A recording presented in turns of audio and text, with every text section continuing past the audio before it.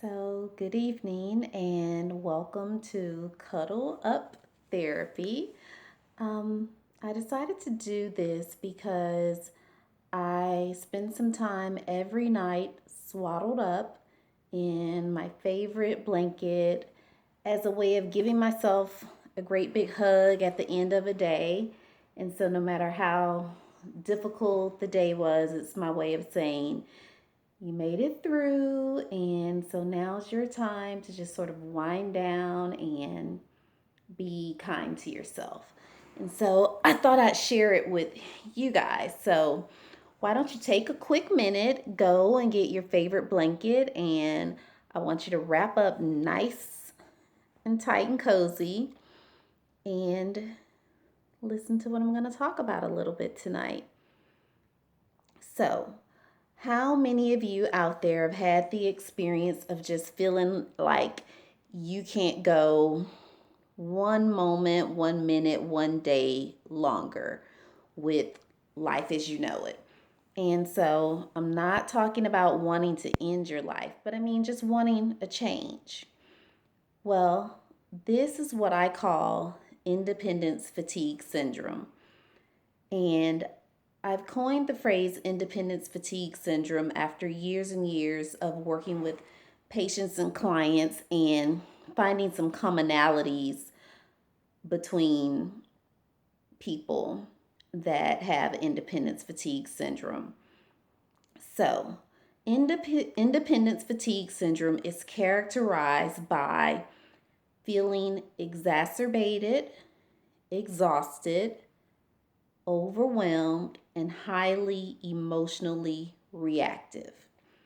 Now, people that are prone to suffer from independence fatigue syndrome are what we call in the psychological realm, usually the parentified child. And so basically, all that means is that this individual at a very early age in life, too early, was exposed to adult responsibilities and adult worries. And so, oftentimes, people that suffer from independence fatigue syndrome may have had the experience of growing up in very large families, maybe perfectly great and loving families, but oftentimes they grew up in a position where they weren't tended to, nurtured, or babied long enough. And they had to start pitching in at an early age, helping with siblings, providing for a family, etc. Also, people that were teen parents often suffer from independence fatigue syndrome because if you're a teen parent, then basically you are a child thrust into adulthood with adult responsibilities, bills, worries, and a whole nother human being to take care of. And so that in and of itself predisposes a person to suffering from independence fatigue later in life. Also, people that grew up in households characterized by alcoholism or chemical dependency are likely as well to suffer from independence fatigue syndrome because of having to care for a parent and worry about things that they wouldn't have to worry about if the parent were parenting and not in the midst of a dangerous illness and addiction. So, what I've learned from clients that suffer from independence fatigue syndrome is that they have the illogical thought distortion that they can't depend on anyone else.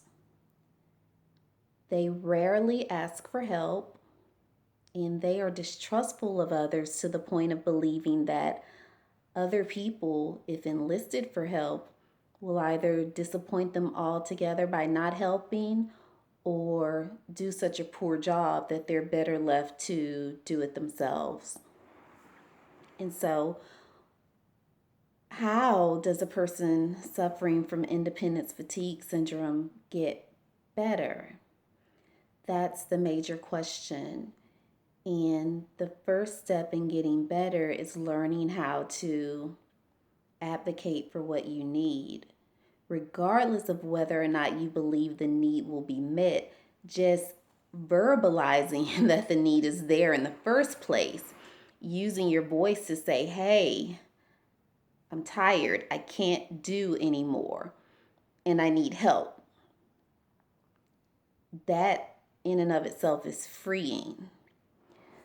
Speaking of freedom, people that suffer from independence fatigue syndrome often describe the sensation of feeling trapped.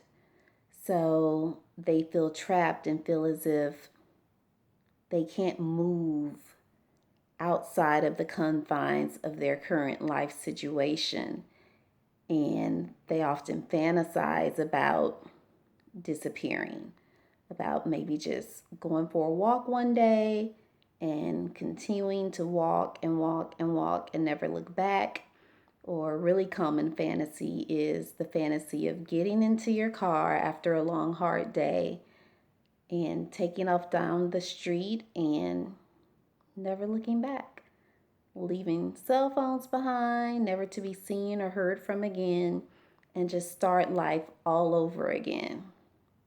Now, I know that must sound a little bit extreme, but for a person that's suffering from independence fatigue, it seems less extreme to start fresh all over again than it does to simply say, hey, I'm tired and I need help. Independence fatigue syndrome predisposes a person to procrastination because you have to recognize they've had so much on their plates over the course of a lifetime that it often seems easier to just do nothing at all rather than try and do everything. So the person with independence fatigue syndrome often feels under the gun, as if there are never enough hours in the day to fulfill the many things they are to the many people. The independence fatigue sufferer also has difficulty setting boundaries with others and saying no.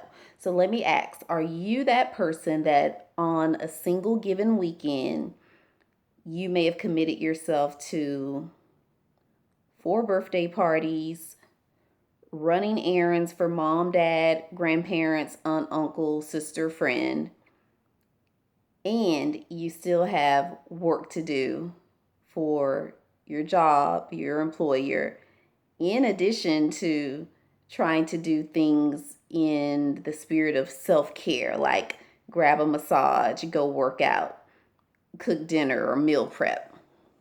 If that's the case, you're definitely probably a person that suffers from independence fatigue because you don't have the boundaries in place to say, wow, I'm doing too much, or no, I'm sorry, I won't be able to help, or that doesn't work for me. You see, the independence fatigue sufferer also holds the belief that no is like a weapon.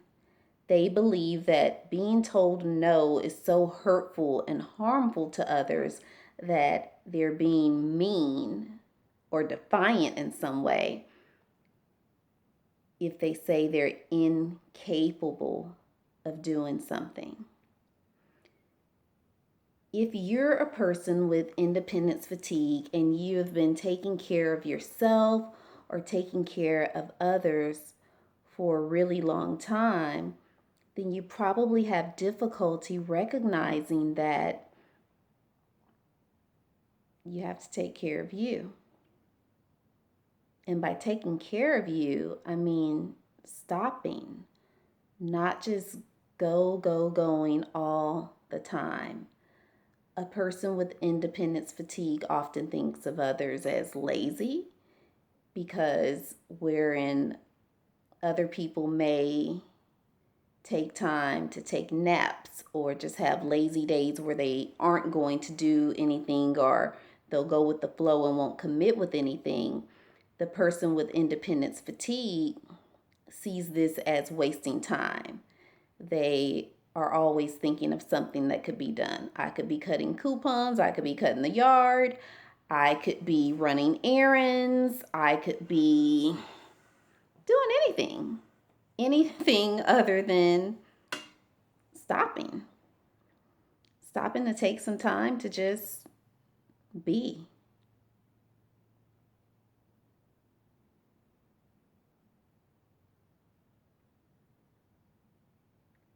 I did that pause on purpose to just show how people with independence fatigue syndrome often find discomfort in silence or stillness because they're like, what is that about?